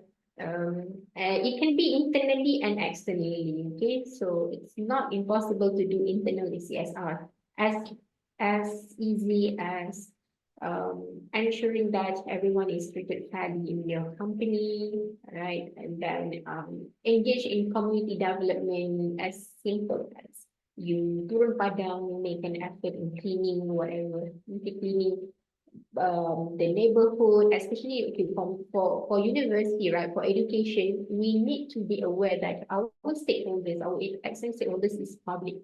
That is our future prospects. Okay, they are the parents. If we are well known to them, they will send their kids to us. Okay, and then for macam sekarang lah kan in businesses. So kalau education, they make a very good relationship with businesses, they will send their students to belajar dengan kita kan. So public businesses are all our stakeholders. So one of the ways is turun pandang and show that hey, we exist. And then we are trying to do nice things for you. So in a way, do marketing a little bit lah kan. It's very impossible for you to do CSR without. CSR itself is a marketing initiative. So must be lah kena ada initiative, kena ada. So listen for, like 50 minutes to our program. Listen 50 minutes to know who we are. And then kita tolong lah whatever that we can. Okay, we can give. I remember my previous uni, we do a lot of CSR program because we are located in a neighborhood area. Selain daripada bangunan yang campus yang menyebut dekat situ, so we want people to know us for who we are. Okay, not just some university. We want people to get close with our surroundings. Okay. And then apa lagi? Mungkin yeah, that one is more like stakeholder engagement lah. Okay, sustainability and environmental practice and so on. Okay, next is internal. Okay, internal pressure ni, I think that it's very simple lah kita tahu kan. And I have mentioned just now, it's about growth pressures. For example, growth pressures, right? It will arise when organization they try to expand, okay, to make any necessary changes, and then it depends on what kind of area that they want to grow. It can be in terms of the employee lifelong learning. It can be venturing into new market ataupun start your business abroad. More product diversification. So it depends, okay, what kind of growth. But yeah, that is one of the drivers for change. It is the growth pressures. And then, so what are the impacts of this growth pressure? Okay, it can lead to, let's say, if we have a product diversification, ataupun we like to try to new market and so on. So definitely it will affect our structural change, the implementation ataupun the introduction of new departments, and then new division ke, business units ke, kan, ataupun new subsidiaries if you are a big company. So you have a new subsidiaries for a certain product. Okay, and then in terms of resource allocation. So let's say if you are growing, you dah ada new departments, new divisions, so definitely some of the resources need to go to there. Okay, human, finance, resources. Okay, so the way that you allocate your resources, it can bring an impact lah, okay, to changes to support this growth. Work processes, definitely, okay, work processes, and then you have to find ways as well, the steps, the processes that work best for your new changes. Okay. And then after that is explanation. Okay. Existing system and process in smaller may not be applicable when the size of the organization increases. Okay, so it depends on the size of the organization as well. So if you have more things to do, then you have to hire more people, knowledgeable people. Before this, you only have physical store, and now you want to embark in online platforms, so you need to hire people with good technology knowledge, right? Not all organizations continue to grow. Some decide not to grow because afraid that might lose personal control or day-to-day operations. So this is why the resistance of change. One of the reasons is because afraid to lose personal control ataupun day-to-day operation, or because simply don't have the capacity to do so. Next is integration and collaboration challenges. Okay, integration and creating economies of scale can lead to pressure for change, better coordination and collaboration across the multiple business units of the company in order to produce customer-oriented culture. This is what I meant just now, right? Customer-oriented culture. I can see that that's a thing now, okay, in marketing as well. We used to have customer-oriented, of course, in marketing, we talk about their demand, their preference, but now it's more. Okay, it's more than that. Okay, it's not just more personalized for a specific group until to that extent, right? Nowadays, when we talk about customer demands and preferences. Okay, so if we talk about collaboration projects, for example, some of the other things that can impact is different projects. Okay, cross-functional projects, for example, the cross-functional projects. So we involve collaboration from different teams to different functions to work together. And then in terms of the geographical dispersion, I mentioned just now, right? We have, let's say that if your company is started to moving abroad ataupun expand, it can be in the same regional ataupun other regional. So it's about the geographic dispersion where you have to manage your operation across multiple locations and different time zones. So that are some of the changes that you need to be aware of. Identity pressure. So this is quite similar with the reputation just now. However, this is organizational identity. Someone said about Nokia just now, right? So Nokia, that's what happened to Nokia because of when bankruptcy because of to hold a certain image of themselves, okay? Identity, to remain the same. Yes. This one, a common organization identity and unified commitment of staff in different departments of an organization can be difficult to manage and may encourage change. Public sector, for example, public sector identity. Okay, so we have to reform the way that people perceive public sector. Okay, in lower level, I think mungkin bukan lower level apa maksudnya, maybe people make an assumptions from what they think. Let's say the image, that it creates in public service organization. If you go to the counter, the most thing that people say that if you go to counter kerajaan, out of 6, maybe only 2 open. So that kind of image, that kind of identity, that kind of things that you show to the public, right? So what are the use of other young 4 counter to? Because you can see that people are waiting. Yes, okay, the customer facing areas, the front lines. So kalau dekat front lines tu you tak show the good identity, good image, people will assume that everyone is like that, working for public sector. I have friends, public sector, work until midnight. Yang tu diorang tak nampak, nampak tak? I menyuarakan public sector punya perasaan. Okay, so because of that, people don't see that, right? The image that people see is macam itulah kan, customer facing area, the front liners, buka few counters, but it's obviously you have more counters over there. If you go to, for example, if you go to bank, tengok kat bank sajalah kan. Semua counter ada orang. So that's how it should be. Or else it being perceived as a wastage lah kan. Kenapa you have the capacity to open a lot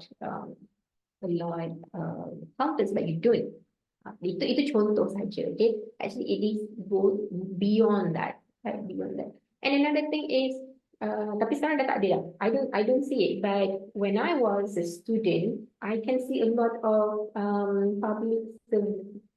civil servant hanging out. Yes, itu memang betul. But now tak ada dah. Okay, and I think they are afraid as well to do that. Now kan orang boleh tangkap gambar kan?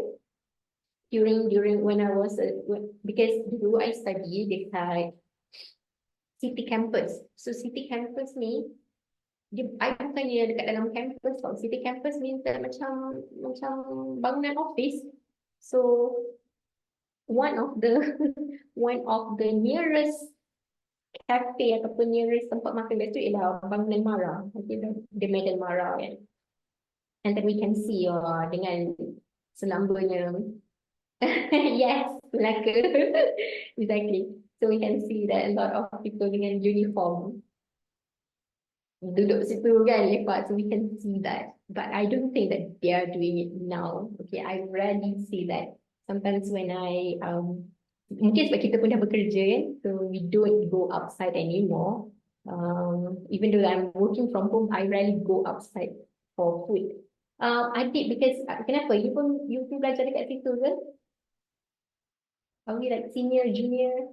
Oh, okay. Which course? If okay, that's nice. Which course? Hospital. Ada hospitality. Okay, I didn't know that. Maybe yeah, they open after me. Okay, I know that we have business subjects over there. We have office management. I really love to see office management students because they look so well mannered. They wear a very good attire. Office management can, I think their lecturers ask them to do that. Okay, can't sorry. No, it's okay. It's lovely to meet fellow alumni. Okay, so yeah, the image, the identity of public sector. Next is new boom pressure. So new boom, this refers to new people with authority figures, for example, like CEO. So you receive a new leader. I think we talked about this as well during the last class. We talked about the political pressure, right? Political pressure. Political perspective. Why companies change? Because some of the office politics, some of the powerful actor, okay, in the top management, right?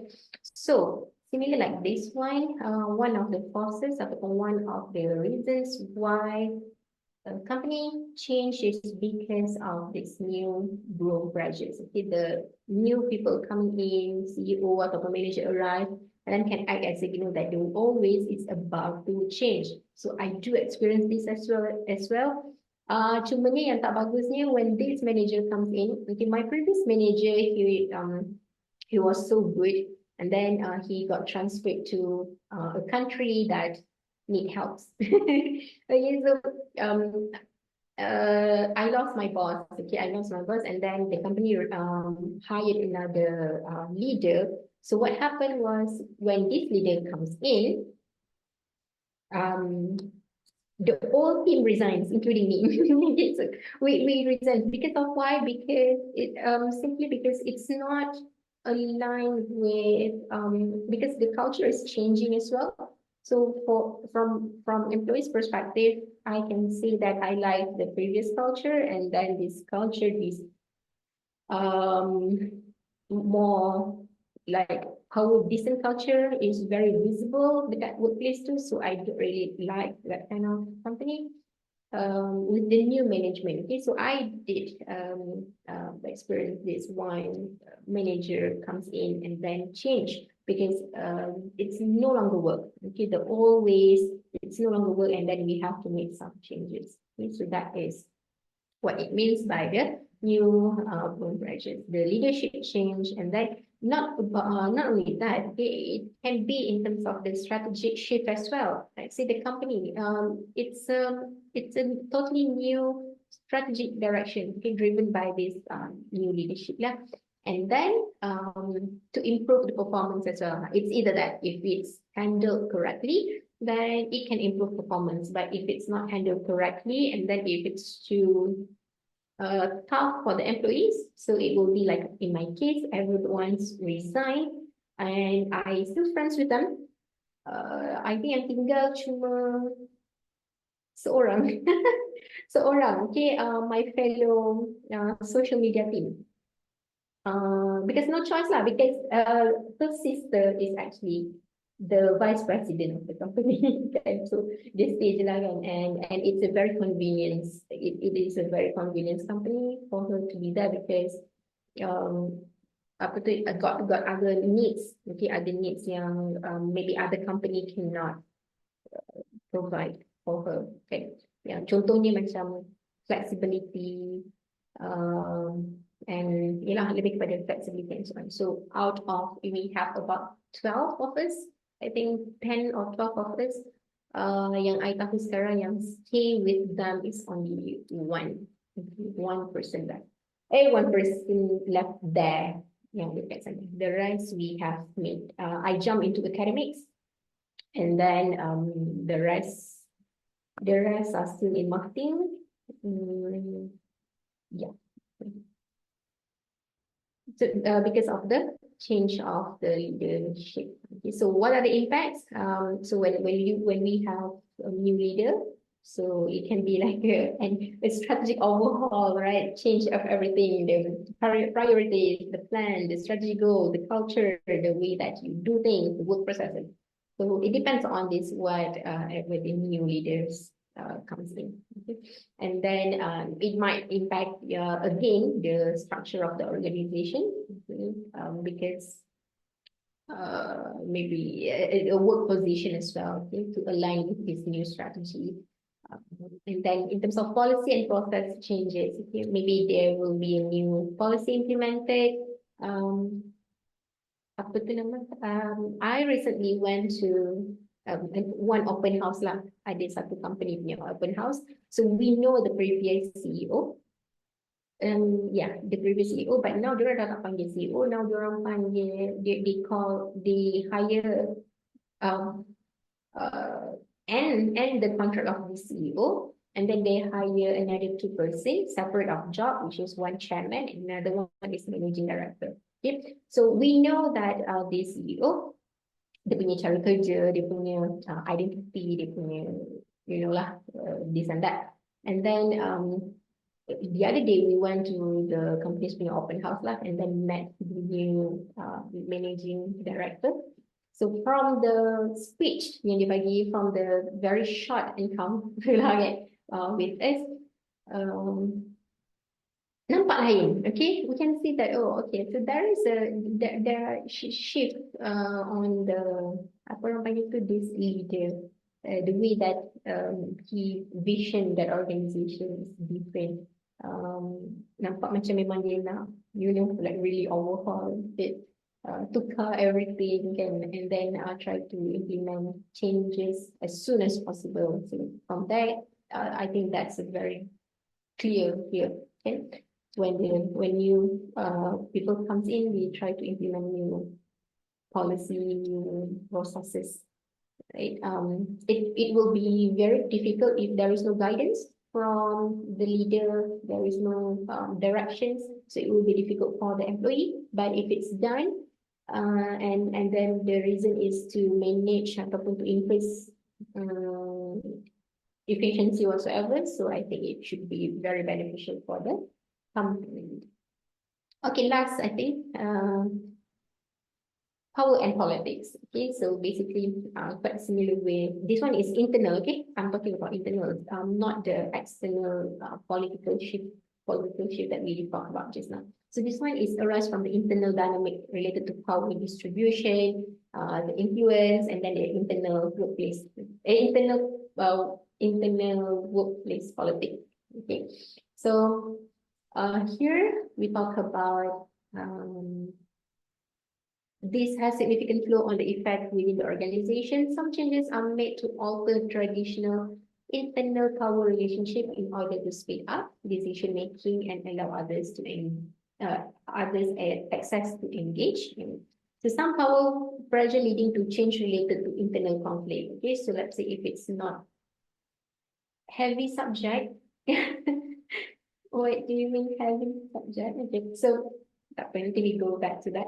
Okay, so some internal conflict. So if it's not handled correctly, it can lead to internal conflict, which is because you are fighting for power lah, power struggles. And then when we talk about power struggle, it can be it relates with everything, right? The way that you build alliance in your workplace, right? In the way that you give influence. If it happens to the top in the top management, right? So it will be other leadership rivalries. Competition. Competition is good at a certain point in organization, because if we have competition, people strive to achieve the greatness, successful. However, if it's a negative, unhealthy competition, this can bring a negative impact to your company. Okay, competition among the leaders, top management. I believe that you can see that as well in your workplace. Okay, at some point lah, okay, maybe if your company is very healthy, very tak apalah, mungkin tak nampak, you can see some healthy competition. I'm sure that there is some competition is going on. If it's a healthy one, it's okay. It's very good. Okay, but what happens is unhealthy. So be careful about the power changes, power and political changes in company. It go back to the code of conduct, rules and regulation of the company, right? So as much as you strive for being in power and so on, so go back to the regulation, go back to the main objective when you are working for any organization, is to serve the shared goals, to serve the company. Okay, so it's not about your own agenda, it's about moving together towards achieving this goal yang sama lah. Easier to say than done, I know. All right, and then it relates to another thing of changes, decision making process. Okay, the more influence you have, the more the more control that you have in making decision and making decision making. Can be anything, right? In organization decision making. So from here, let's say if we have power and political pressures. So what are some of the changes? The impact in the company is one of it is to have a good influence management. Okay, you have to balance this. Like I've mentioned to you just now, go back to the rules and regulation, and then you need to have a clear direction on influence management. What are the things that is appropriate? Okay, until what extent? And then I think it can be achieved by having a good job role. Okay, so there will be no overstepping ataupun overlapping of role. So if they know that their role, so it should be okay. Okay, so you need to have an influence management. Influence.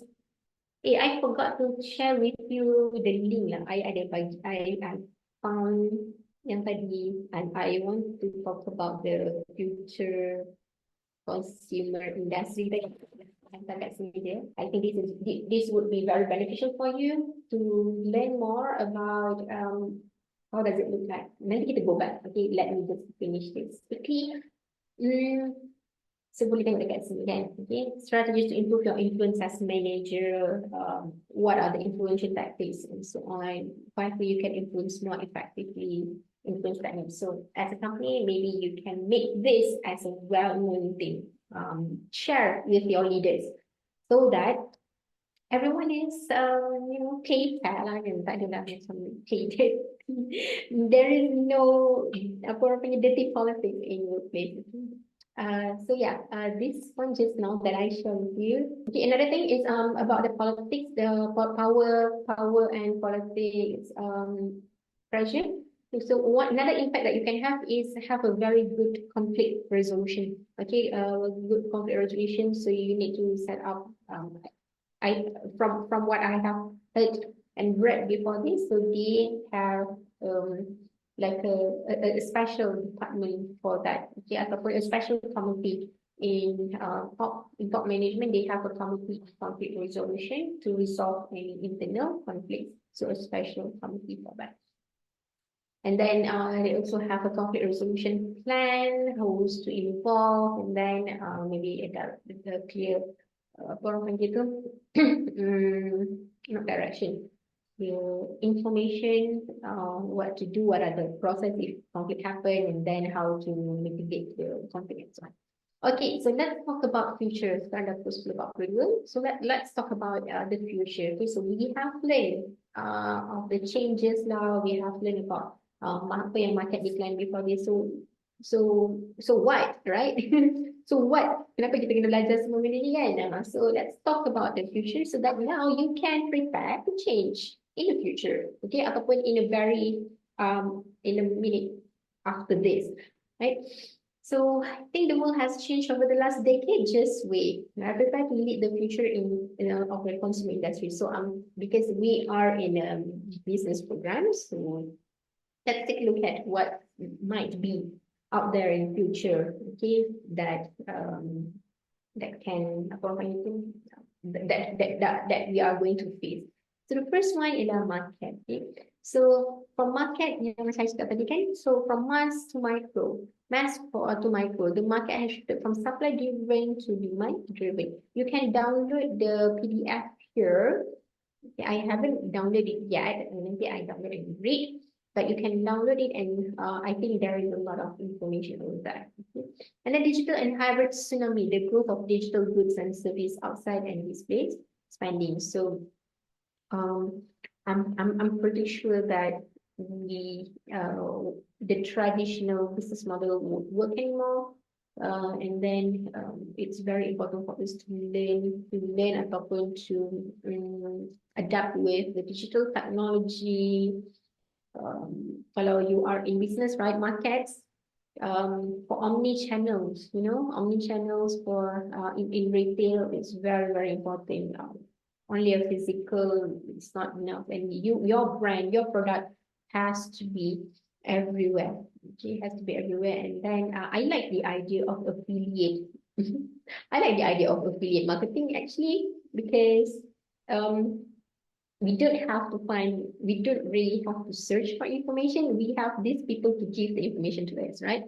The affiliate marketing, all they did is they share information, blah, blah, blah, blah, and then they give product. So instead of searching, we can see that what are the things available to us in the affiliate, that kind of business model. And then after that, responsibility as a requisite, consumer industry trust, privacy, advocacy. So yeah, this is being very transparent about this, be very social responsible about this. Business model, like I've mentioned to you just now. We talk about geopolitical, economic, and market forces. Radical industry configuration, the growth capability as a service in the market driving significant reconfiguration of the industry.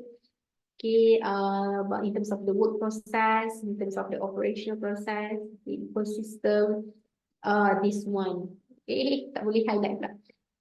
Okay, so the age of algorithm and automation. So I can see that this would be the next thing, right? I think it's not impossible to find data, to generate a product according to what we need, based from this algorithm and automation, so we can get exactly like product that we want.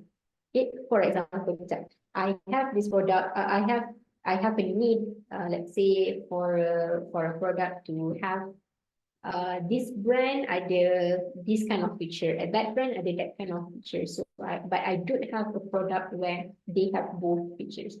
So in future, it might not be possible for consumers to develop their own, right? And that based on the automation and so on. I'm not sure, okay, but that's something that, because we can see right now, everything, apps, everything is about algorithm, the way that they match. Walaupun tak relate dengan business, TikTok kan, the way that you consume all the video, it's based on the algorithm. The way that you buka any apps for food, for example, so they choose food that is lebih kena dengan you punya usaha. I have one business idea, so for siapa-siapa yang nak buka business apps, okay, let me know. I have one very good idea, I think. So, but I didn't have the capacity to build on my own. So yeah. So workforce extremes, definitely, okay, technology-driven skills. So we want people with very knowledge in terms of technology, high skill, okay. And then another thing is in terms of the market that I can see is people want a tech, yes, algorithm for big data analysis, right? Another thing is I can see that consumer now they want a tech-enabled experience, right? So meaning that I just pick example that is very easy for me, right? Let's say if we want to buy from online channel, we cannot try. Okay, let's say if we would like to buy clothes or cosmetic, we cannot try it. Kalau kita pergi dekat physical store, then we can see whether it match with our skin tone, color, and so on. But now they do have this, okay, the tech-enabled experience where they use virtual reality, right? VR. So you just take a picture ataupun you can stand, you can use your camera and then you can just switch the color so that it can match with your face, it can match with your body and so on. So that kind of experience. So I can see that companies, and consumer, they need more this tech-enabled experience. Okay, and then in terms of health and safety concern as well. We can see people are educated about their health. So that's why I think in 2000, it started with an organic products, for example, because people, they started to aware of our body need good food and so on. Even though it's expensive, but people still buy it, right? Yeah, organic. And then we have a lot of fitness centers, and now I think it became a lifestyle compared to before this. Taking care of your health is mean taking care of your health, right? Being fit means that you jog, you eat healthy and so on. But now being fit is a lifestyle, right?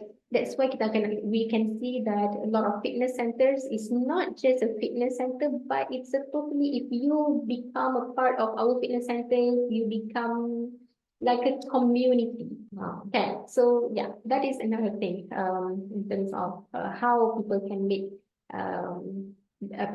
changes ataupun to try to clue into this kind of market. Everything is about lifestyle now. If you can change one product ataupun service consumption into a lifestyle, then you can create a very large market again, because people want to be a part of something. That's how human is. We wanted to be a part. Most of us is we want to be a part of something. We want to be identified as a part of something. Okay, I think that's all for the class today. The rest you can see here. I think in the PDF I will. Okay, it's for the 6 courses. And we have talked about this as well. Pleasant. Okay, so before we end, okay, Mr. Henko, what do you mean by heavy subject? I think I hope I hope everything is okay. Okay. So here I'm going to publish your midterm exam. All right. So this examination, you can switch it on. You can open it. You can open it first to see the questions. Okay, but you jangan click submit. Right? You can view. You can preview to take a look at the question and make your own research about it. Lepas tu baru, once you have the answer, then you have to type your answer in the box given.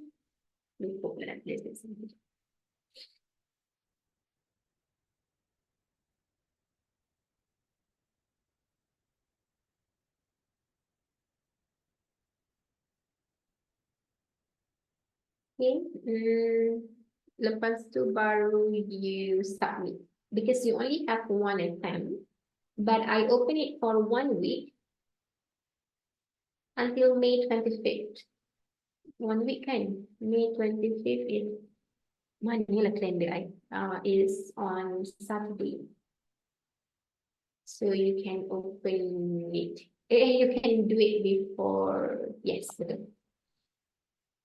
All right. Is there any question before we end our class? Only Yes. 2 questions. Hello, Miss. Yes. Yeah, Miss. Regarding on the about the intervention, right? So the question says there's where is my slide? Yeah, explain the purpose of the change intervention and consider the change perspective that Is you think might this is it term paper? yeah. Okay, term paper. Yeah, the change the first task is the change intervention, the 10 perspective. Oh, case study. Yeah, the case study. Sorry, the case study. So, explain the purpose of the change intervention and consider the change perspective that you think might be driving the people initiating the change. Meaning, we need to explain the change interventions that we select, and then we just now we discussed about the pastel like political until the economic environment. So we need to give example according to our um workplace environment. Okay. So you can choose any example kalau dekat workplace environment that you are familiar with. Maksudnya you dah pernah nampak, you dah pernah rasa that change. So it can be anywhere, right? It can be anywhere, but if it's possible, make it as an organizational context. Okay, so yang ni you have to refer to chapter 2. So we did last week. I talked about the 10 perspective. So from this 10 perspective, try to reflect back these changes happen and you think it happens because from which perspective? Why did it happen? Okay, I bagi satu contoh macam let's say you notice a change of organizational culture. And you work for the public sector before this, and then you work for public sector before this. It's very santai work culture, and suddenly it became very task oriented ataupun achievement oriented workplace. Maksudnya semua orang your leader keep on saying that you have to be this, you have to be that, and so on. Okay, and then after that, and you just and from that change, you try to recall back.